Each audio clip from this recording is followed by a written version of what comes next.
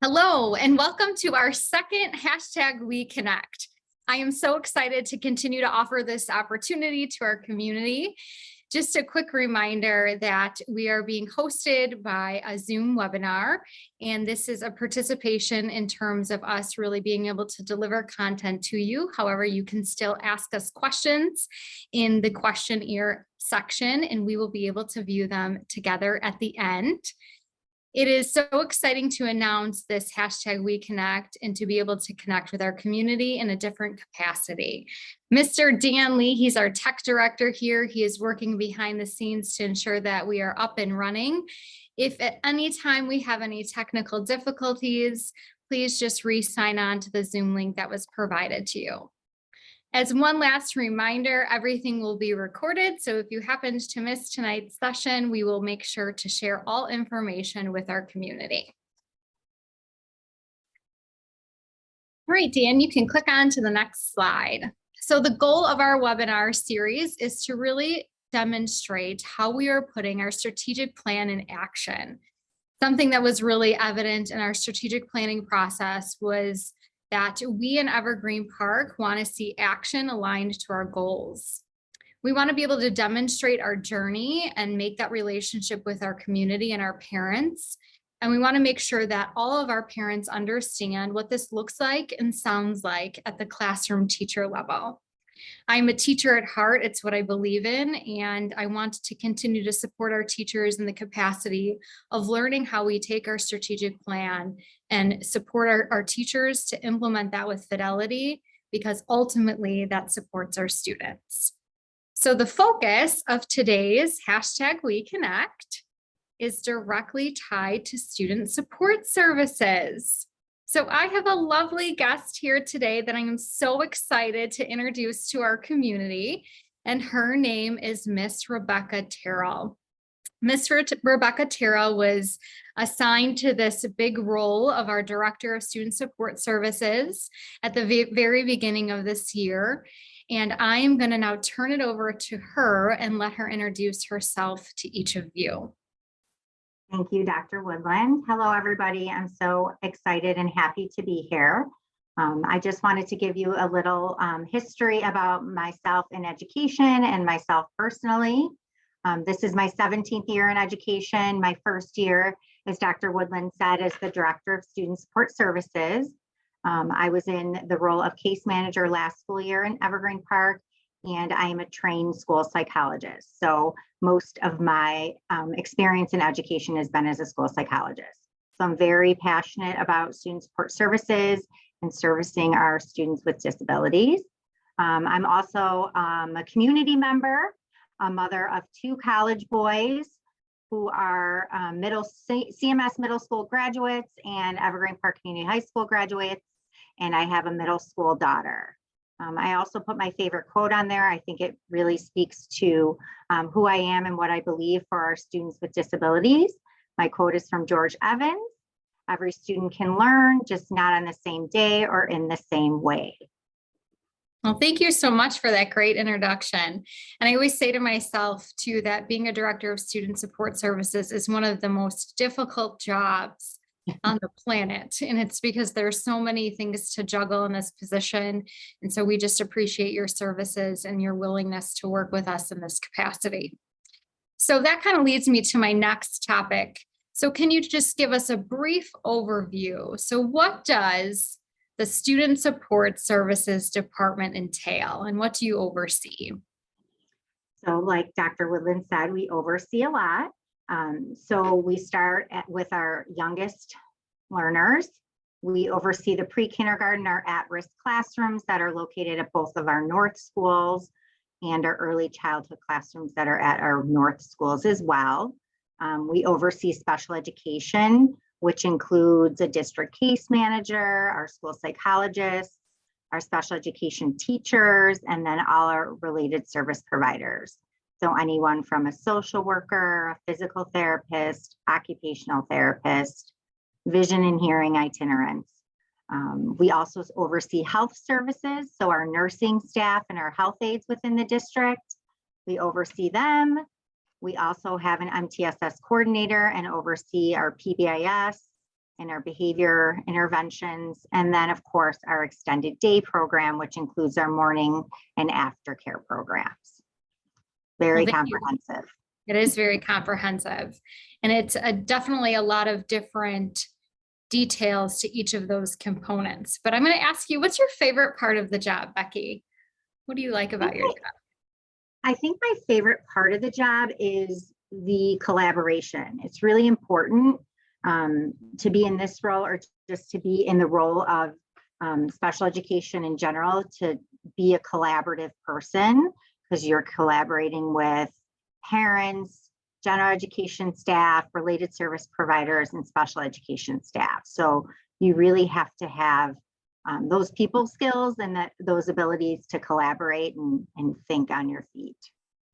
Great. Becky did not know I was going to ask her that question, but it led really well into our next slide, which is directly tied to our strategic plan, and something that we had really heard pretty consistently, I would say, from both teachers and parents, is this concept of collaboration with our educators, and to make sure that we're including all stakeholders in the process.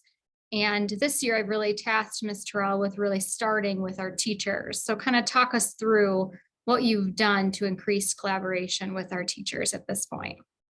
So I really wanted teachers to know that they can reach out to me in any capacity. So whether it's an email, a phone call, stop me in the hall when I'm in a building, I want them to feel heard. I want them to feel seen. I want to be heard. I want to feel seen. I want them to know that I support them.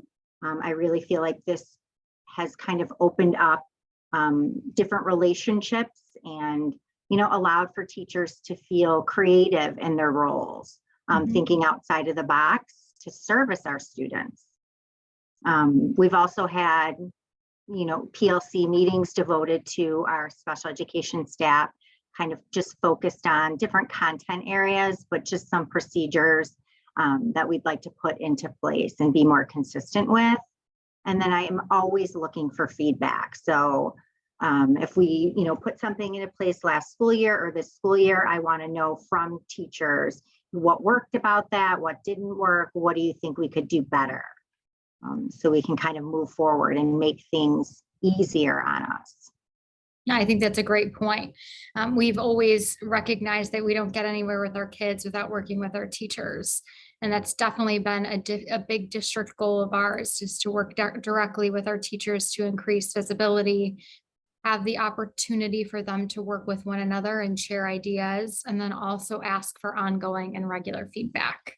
So thank you for sharing that. Next, we're going to move on to some of our district goal areas, and they are really related to collaboration, the district evaluating our continuum of services, which is just a big word. So we're really going to provide you just a basic overview today of what that means. And then how do we implement social and emotional learning and mental well-being for our students? And we're really going to focus on some of our community partnerships today. However, at any time, I want to, emphasize that if you have any questions about what we do teach in terms of social and emotional learning and what we don't teach at school, please feel free to reach out to the classroom teacher, the building principal, and or Becky Tyrrell directly. All right, Dan, if you want to move on to our continuum of services. So this is such a big word, and I think it's a word, Becky, that we use very frequently in education. But we had detailed conversation just today of how do we really make this comprehensible for everyone to understand. What does a continuum of service look like in a school district? So let's start with trying to explain, and I'll interact and ask any questions that I might have about this.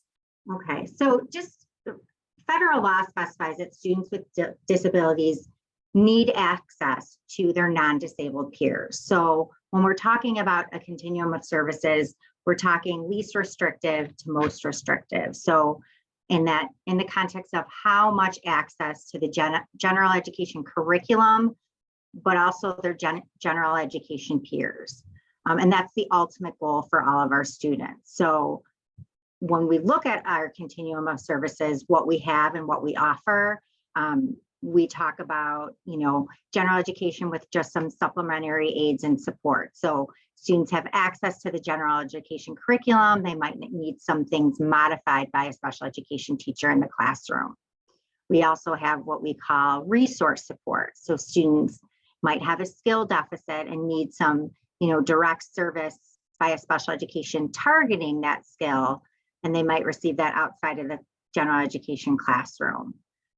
We also have a co-teaching model, which is similar to that in regards to targeting specific skills, but a student with a disability might receive those supports within the general education classroom.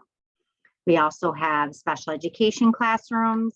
A cross-categorical classroom typically has an alternate curriculum, so students might be working on a different curriculum than their gen ed peers, and might be like 1 or 2 years behind their peers academically.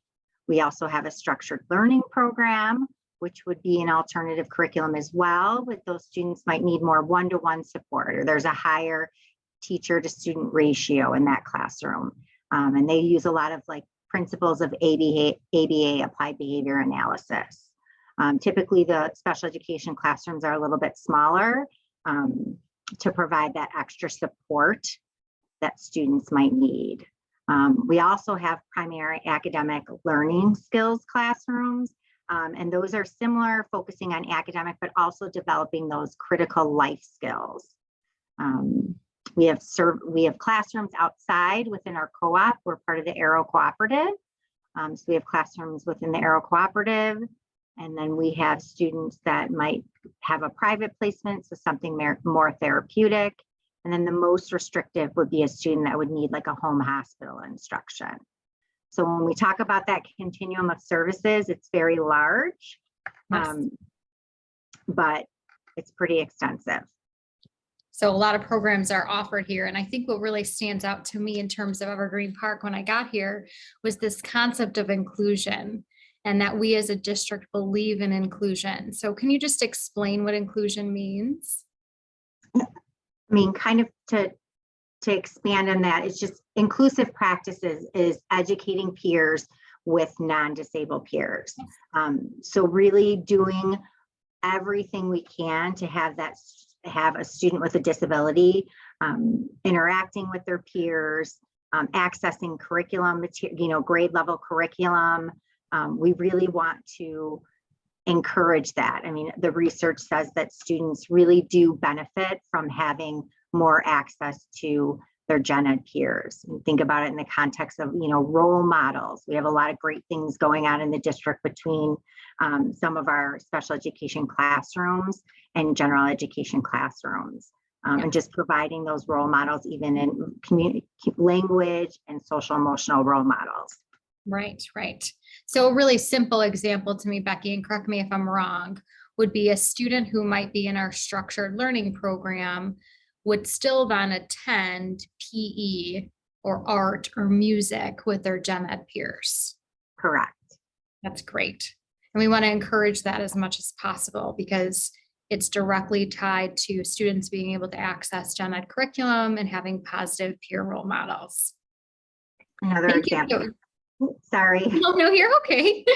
No, thank you for the explanation. It's very detailed. And whenever Becky refers to this information, there's a lot of layers to definitely approach the situation and make sure that we have the right fit for the student. And that's ultimately our goal, is that we have the right programming that we can offer them in our environment. All right. So now we're going to switch topics a little bit, because something else that also falls under student support services is our positive behavior intervention system. And we have been spending so much time on PBIS, and PBIS is something that really creates an environment where all kids have access to positive rewards, but also that we as teachers are teaching how to appropriately address behavior in a classroom setting. So I'm going to give a very simple example for everyone to understand. So at the beginning of the school year at a middle school environment, we might teach our students what's proper hallway behavior, so that they know in advance what proper hallway behavior is. Or we might teach our kids in a kindergarten classroom how to formulate a line, because that's a proper behavior that we want all of our students to have. So it's just these very minimal behavior expectations that we set for all students so that they have a clear understanding of what behavior should look like and sound like in a classroom setting and then at a building level. So I'm now going to turn it over to Becky and kind of walk us through, where are we currently with our PBIS system? And then where do you see us going as a district? Okay, so obviously, as Dr. Woodland said, we're PBIS schools. So all of our schools practice PBIS. We have established teams. So tier 1, tier 2, and tier 3, to kind of break it down, PBIS is a multi-tiered approach. So to kind of talk about it in the context of, Dr. Woodland explaining teaching the expected behaviors, that's our tier 1. So we teach all of our students those expected behaviors. When we talk about tier 2, we might have to think differently about an individual student who might need more teaching of those behaviors.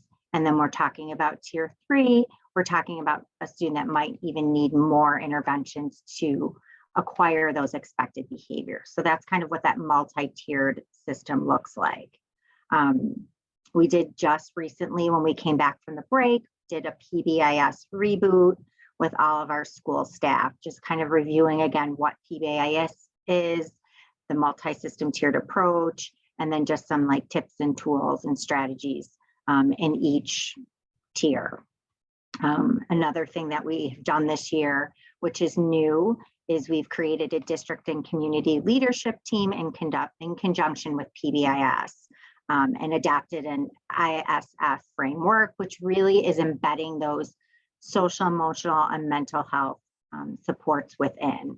So, we want to build these strong teams that include other partners so we can really provide our students with what we need.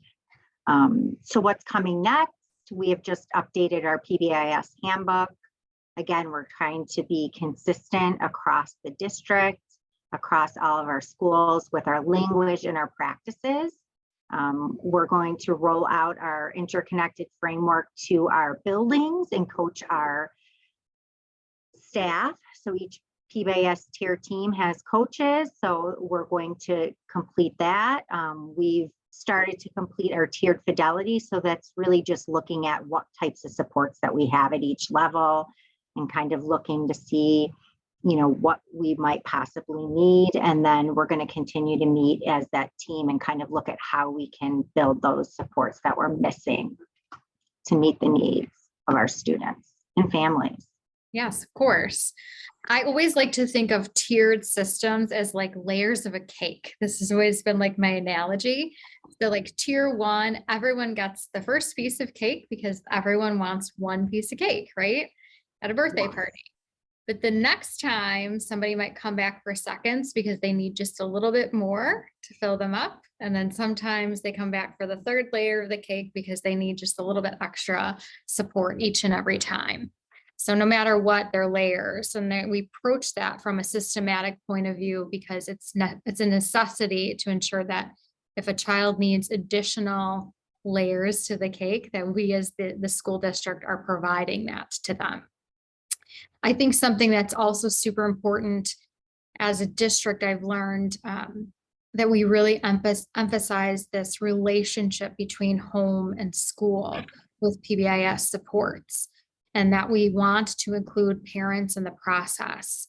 So if a student is receiving any sort of intervention based on a behavior that they've exhibited, that we as a school-based team also bring in our families to make sure that they have the information that they need and that they can also reiterate those behaviors at home.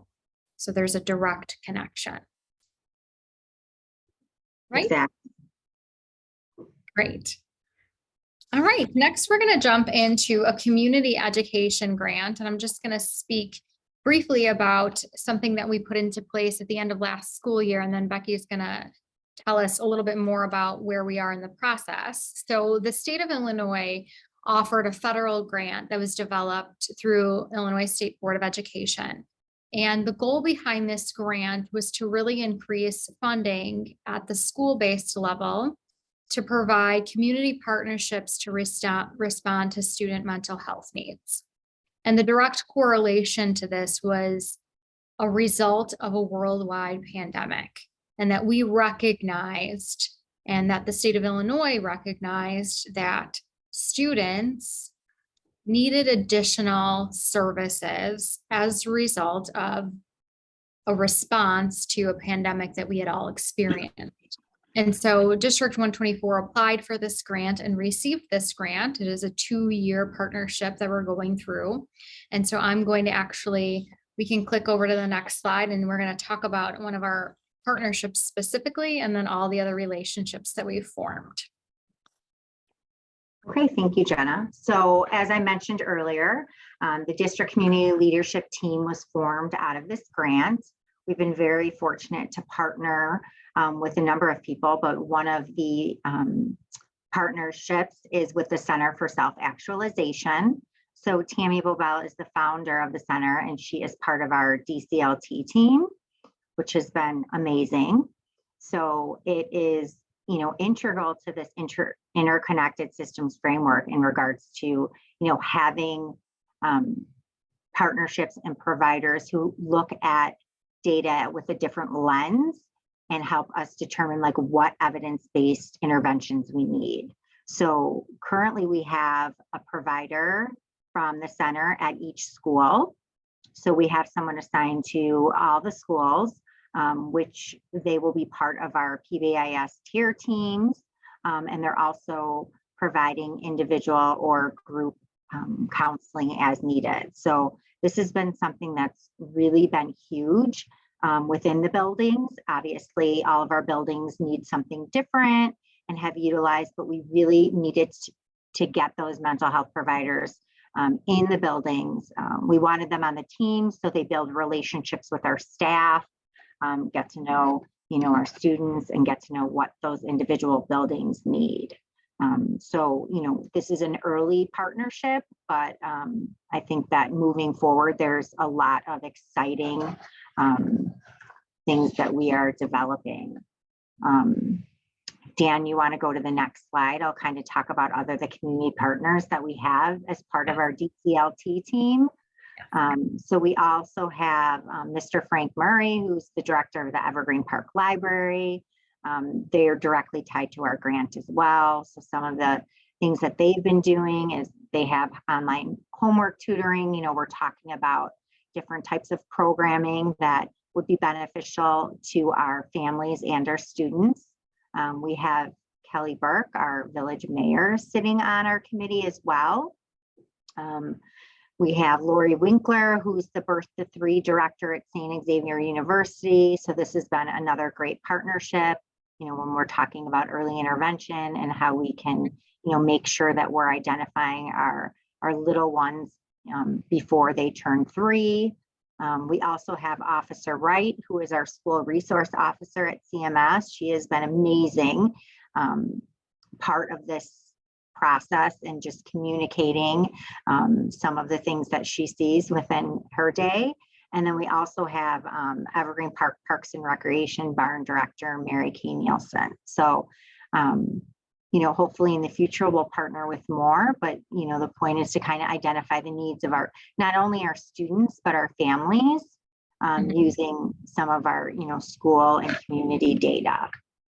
Yeah, and so ultimately, Becky, the goal is to work with our community partnerships and then decide as a school-based team what community resources we could provide to both families and students to support them long-term. And I just, what I love about Evergreen Park is really the fact that it's such a small knit community that's willing to come together and support our kids, and that there are so many resources out there. It's just a matter of tapping into each of them and determining what each and every individual child needs in order to be successful in an academic environment.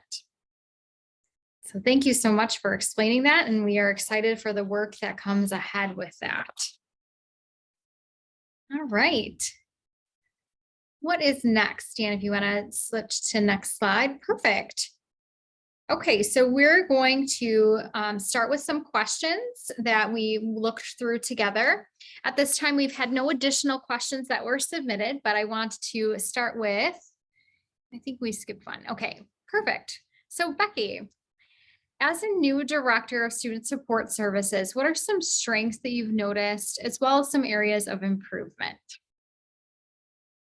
I think that the biggest strength I've seen is our staff. I feel like we have such dedicated staff members who really want the best for all of our students. They're willing to collaborate and really go above and beyond to help students be successful. Yes, our staff is amazing and they're just willing to go above and beyond. So if you could say what area of improvement you see or something that you're working towards, what would that be? I think that just consistent procedures and practices across the district, Yeah. which I think we're focusing on in a lot of different areas, but I feel like this is definitely an area of improvement. And I think that our staff would wants these things as well. So Yes. I always say too, Evergreen Park's such a beautiful world, right? We have 4 elementary schools that feed into 1 middle school. And so trying to really aim at consistency, it seems like it's such an easy task. However, every building has their own unique perspective and point of view, and we want to be mindful of that. And so as a district, we talk a lot about like, what are our core commitments and how do we align all of our work together to really be pulling on the same rope, working towards the same goals, so that when all of our students feed into the middle school environment, there is consistency for our 6th grade families and our 6th grade teachers. So it's definitely a challenging task, but I know we're all up for the challenge. All right, next question. So when you reflect on Evergreen Park programming for our students, what are you most proud of? I do believe we have a range of programming throughout the district. When I talked about that continuum service, we have a lot of options and programming. So I am proud of that. Yes. And I know too, near and dear to your heart, Becky, is our structured learning program at Northwest. So tell me just like, why are you so passionate about that program? I am so passionate about that program because I do really feel like the teachers and paraprofessionals in the classroom believe in inclusive opportunities and really embrace the Northwest school community as the Northwest school community embraces those classrooms. So any opportunity that they have to participate with gen ed peers, they go above and beyond to make that happen. Be creative with the schedules, even if it's small amounts a minute and small amounts of time. They really want those opportunities for their students. So they are near and dear. Yeah, that's wonderful. Okay, and last question. So, we have put together a strategic plan and you just jumped right in because you had no choice. So here you are, right? But if you were to say, where do you wish the district to be upon the completion of the strategic plan in 3 years? What were some things that you really are looking to achieve? Or as a district, not just you personally, but as a district? So I obviously, want to have more identified resources and community partnerships to support our students and families for social, emotional, and mental health needs. But I also want the staff to know exactly what those are, where to access them. So the information is easy. I feel like teachers are typically like the first person that a family might reach out to. I think that we have a lot of resources and there's a lot out there. I just want to put it together so everybody can access it easily. That would be one of my biggest goals. And I also would like to just increase some of those collaborative practices between like general education teachers and special education teachers. Mm-hmm. I really feel like, our special education teachers are advocates for our students with disabilities, and I want to support both in the area of um, you know, practices and collaboration, creativity to increase inclusion opportunities for students that are identified. That would be one of my other goals. Great, great. You know, I'll tell you a quick story really quick. I was a fifth grade teacher and I was a first year teacher at the time. And I had the luxury of co-teaching a special education section. And I learned so much from that special education teacher because she really was able to individualize instruction, and she taught me about modifications and accommodations and how important that is for that special ed student to be able to access that gen ed curriculum.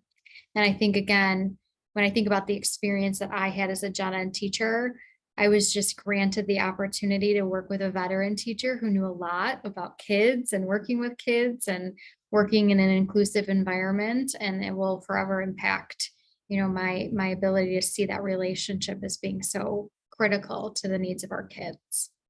So I think that's a great goal. Yeah, and I think that sometimes it's just building the confidence of both, you know, staff members. I think everybody has the good intentions and wants students to succeed, but just like being creative and taking that risk and, you know, making that modification or trying that accommodation. Right, exactly. All right. Well, that was your final question that we had for you. So I just want to say thank you so much, Becky, for your services here at D124. We are honored to have you on our team. And for any of our community members, this is just a small snippet of information, but all of our information tied to our strategic plan is located on our website for ease of access. And again, this will be recorded for future reference as well. Any last minute closing thoughts for you, Becky? No, I really appreciate this opportunity to just spotlight our department and all the good things that we've done and all the good things that are coming. Awesome. Well, I can't wait to see the future of the Student Support Services Department. So thank you so much to everyone who signed on today, and have a great night. Remember, follow us on Twitter at #BeEvergreen at d124.org. Thank you.